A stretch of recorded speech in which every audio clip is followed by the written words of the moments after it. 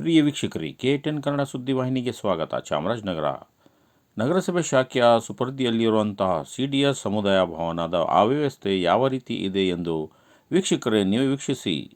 ಸಮುದಾಯ ಸಂಘಟನಾಧಿಕಾರಿಗಳಾದ ವೆಂಕಟನಾಯಕ್ ಅವರು ಉಸ್ತುವಾರಿ ವಹಿಸಿಕೊಳ್ಳುತ್ತಿದ್ದು ಮತ್ತು CRPಗಳಾಗಿ ಕಾರ್ಯನಿರ್ವಹಿಸುತ್ತಿರುವ ರೂಪಾ, ಜ್ಯೋತಿ, ನರ್ಗೀಸ್ ಎಂಬುವರು ಈ ಭವನ ನಿರ್ವಹಣೆ ಮಾಡುತ್ತಿದ್ದಾರೆ. ಆದರೆ ಈ ಭವನದ ಅವ್ಯವಸ್ಥೆ ಶೌಚಾಲಯ ಗಬ್ಬು ನಾರುತ್ತಿದೆ. ಶೌಚಾಲಯಕ್ಕೆ ನೀರು ಇಲ್ಲ, ಸ್ವಚ್ಛತೆ ಇಲ್ಲ, ವಿದ್ಯುತ್ ಮೀಟರ್ ಮತ್ತು ಇದಕ್ಕೆ ಸಂಬಂಧಿಸಿದಂತೆ ವ್ಯವಸ್ಥೆ ಅಂತೂ ಇಲ್ಲವೇ ಇಲ್ಲ. ಭವನದಲ್ಲಿ ಸ್ವಲ್ಪವೂ ಕೂಡ ಮೂಲಭೂತಗಳಿಲ್ಲ.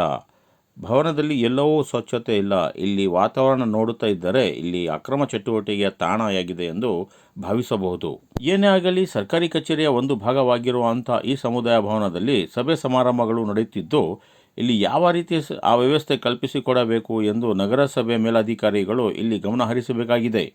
ಇಡೀ ನಗರಕ್ಕೆ ಸ್ವಚ್ಛತೆ ಮಾಡುವವರು ತಮ್ಮ ಕಚೇರಿಯನ್ನೇ ಸ್ವಚ್ಛತೆಗೊಳಿಸುವುದರು ಎಷ್ಟು ಸರಿ ಎಂದು ಪ್ರಶ್ನೆ ಉಂಟಾಗಿದೆ.